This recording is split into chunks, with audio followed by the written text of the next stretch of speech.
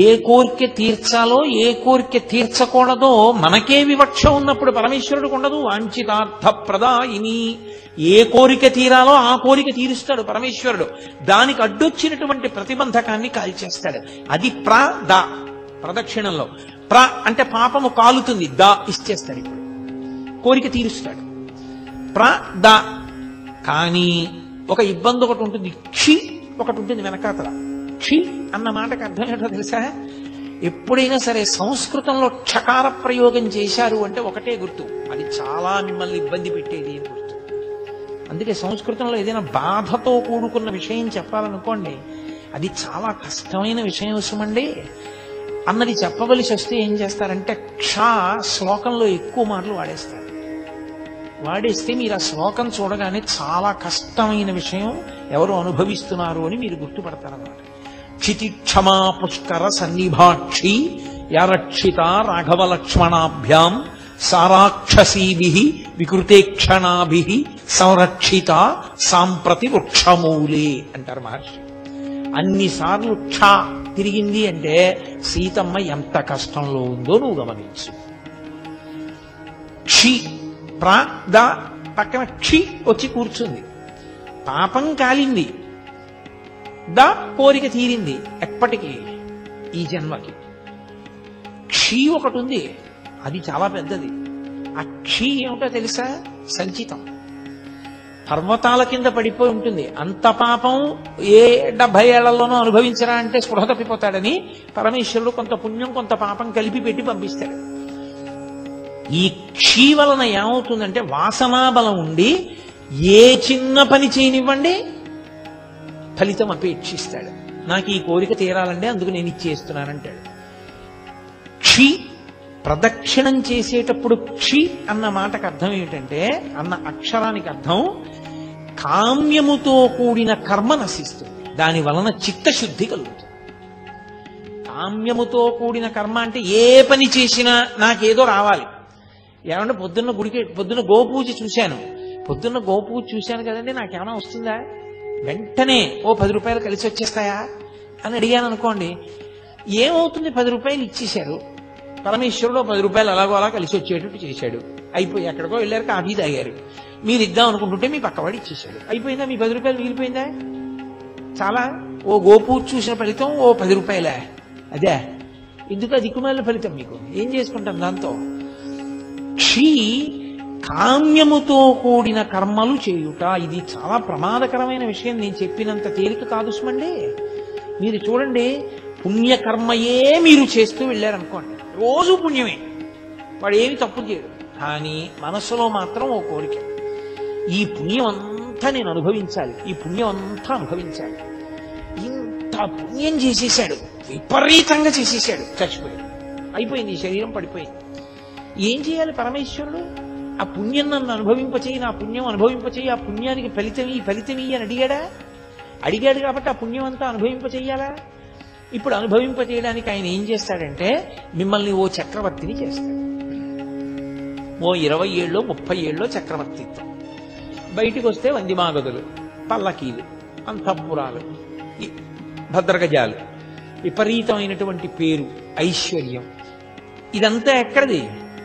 80 ఏళ్ళు చేసిన పుణ్యం 20 ఏళ్ల చక్రవర్తిత్వంలో అయిపోయింది, 0. నువ్వు పుణ్యాన్ని అనుభవించేయడంలో పోతుంది సుఖంగా. కాదు, నేను ఎందుకు చేస్తున్నానో తెలుసా ఈశ్వర? నేనేదో ఈ పుణ్యాన్ని ఫలితంగా అనుభవించడం కోసం కాదు, నాకు చిత్తశుద్ధిని, నిష్కామ కర్మ చేస్తాను, నాకు ఏ కోరిక లేదు. నేను ఎందుకు నిన్ను సేవిస్తున్నానంటే నిన్ను సేవించకుండా ఉండలేక ఇన్ని మాటలు, మళ్ళీ ఇప్పటికి ఎన్ని మాటలు పుట్టానో, ఎన్ని మాటలు చచ్చిపోయానో, ఇంకా వద్దు, ఇక నాకు పుట్టాలని లేదు, ఇక చావాలని లేదు, ఈశ్వర మార్గం చూపించు అని అడిగారు అనుకోండి, ఈ జన్మలో కాకపోతే కనీసం కొద్ది జన్మలలో పూర్తయిపోతుంది.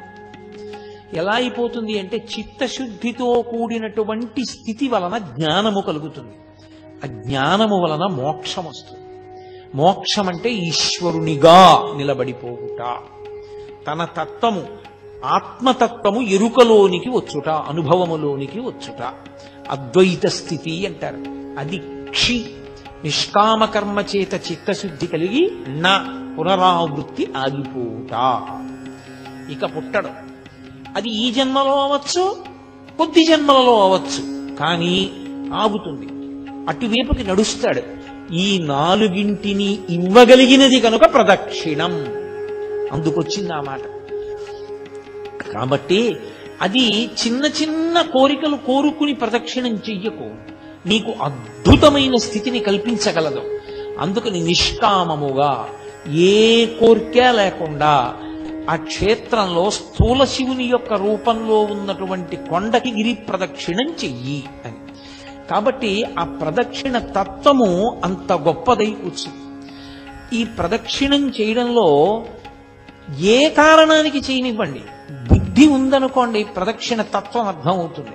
ఒక్కొక్కసారి బుద్ధి ఉండదు. ఆ ప్రాణికి తనంత తానుగా బుద్ధి ఉన్న ప్రాణి కాదు, కానీ అది ఎందుకో పరిగెత్తింది కొండ చుట్టూ. బుద్ధి లేని ప్రాణైనా దానికి ప్రదక్షిణం యొక్క విలువ తెలుసుకునే అవకాశం దాని ఉపాధికి లేకపోయినా అది పరిగెత్తింది కాబట్టి పరమేశ్వరుడు ఫలితమిస్తాడు. అది స్థూల శివుడుగా ఆయన రావడం వల్ల లోకానికి కలిగినటువంటి మహోపకారం. అలా ఆర్తి కలిగిన వాళ్ళకి చిన్న చిన్న విషయాల దగ్గర నుంచి పెద్ద పెద్ద విషయాల వరకు ఆయన అనుగ్రహించాడు ఆ ప్రదక్షిణ తత్వంలో. అందుకే కామ్యమునందు కూడా మీకు ప్రత్యేకంగా కోరి ప్రదక్షిణం చెయ్యక్కర్లేదు. ఆదివారం నాడు ప్రదక్షిణం చేశాడనుకోండి, ఆదివారం నాడు ప్రదక్షిణం చేసి వచ్చేస్తే సూర్యమండలాన్ని భేదిస్తాడు జీవుడు. శరీరం పడిపోయిన తర్వాత శరీర పతనానంతరము సూర్యమండలాన్ని ఛేదించి కైలాసంలో శివలోకానికి వెళ్లి శివ సాన్నిధ్యమును పొందుతాడు. ఒక సోమవారం నాడు ప్రదక్షిణం చేశాడనుకోండి, జరామృత్యువులను దాటతాడు. జరామృత్యువు అంటే వృద్ధాప్యము, మృత్యువు. ఇదొక చిత్రమైనటువంటి విషయం. చాలా మంది త్రిదళం త్రిగుణాకారం త్రినేత్రంచ త్రియాయుధం అంటుంటారు, కానీ అలా లేదు. అసలు యథార్థ పాఠం త్రియాయుషం అనుంది. త్రియాయుషం ఏకబిల్వం శివార్పణం. త్రియాయుషం అంటే 3 రకములైన ఆయుర్దాయాల్ని కోరుతారు. నేను వృద్ధాప్యాన్ని చూడాలని నేను కోరుకోవాలి. బాల్యము, కౌమారము, యవ్వనము దాటి నేను వార్ధక్యాన్ని చూడాలి అని అడగాలి. ఎందుకో తెలుసా? వార్ధక్యాన్ని చూడలేదు అంటే అపమృత్యు. నా మనవల్ని ఎలా చూస్తాను? నా మనవల్ని చూసేశాను అనుకోండి, నేను నా 2వ తరాన్ని చూసేశాను. 2 తరాలు చూసేశాను అంటే లౌకికంగా నేను నా ఆయుర్దాయం చేత పరిపూర్ణంగా వంశంలో ప్రధానమైన మలుపులు చూసేశాను. ఇప్పుడు నేను వానప్రస్థానికి, ఈశ్వరుణ్ణి చేరుకోవడానికి, తపస్సు చేసుకోవడానికి వెళ్ళవచ్చు, అర్హత పొందుతాను. ముందే పడిపోయిందనుకోండి శరీరం, అసలు ఇంకా కొడుకు లేడు, కొడుకుని చూడలేదు, తను చెయ్యవలసిన కర్తవ్యాలు పూర్తి చేయలేదు, అది అపమృత్యు దోషం అంటారు దాన్ని. అలా పడిపోకూడదు శరీరం. కాబట్టి అపమృత్యు దోషం పోవాలి అంటే జరా అంటే వృద్ధాప్యమునందు చింతతో అమ్మో ఇది పడిపోతుందేమో, అమ్మో ఇది పడిపోతుందేమో, అమ్మో ఇది పడిపోతుందేమో అని బెంగతో కాకుండా అమ్మో ఇది పడిపోకముందే చేసేయాలనేటటువంటి తాపత్రంతో చెయ్యగలిగినటువంటి స్థితిని పొంది తదనంతరము ఇక మళ్ళీ ఇంకొకసారి చావవలసిన అవసరం ఉండదు. అది ఆఖరి చావు. అంటే ఇంకోసారి పుట్టలని గుర్తు. పుడితే కదా చావడం. అది ఆఖరి వృద్ధాప్యం. ఆ ఆఖరి వృద్ధాప్యం భయంతో ఉండదు, ఆ ఆఖరి వృద్ధాప్యం త్వరతో ఉంటుంది.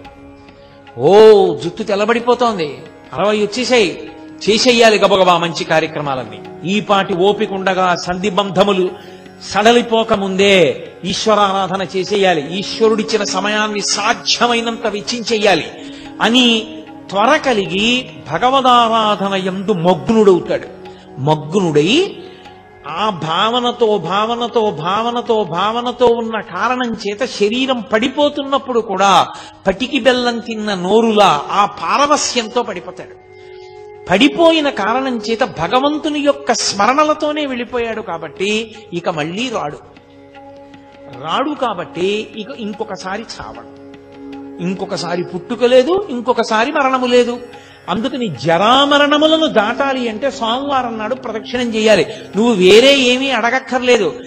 ఏ రోజు ప్రదక్షిణం చేసినా ఫలితమే. ఈ కాలమా ఆ కాలమా అలా ఏం లేదు.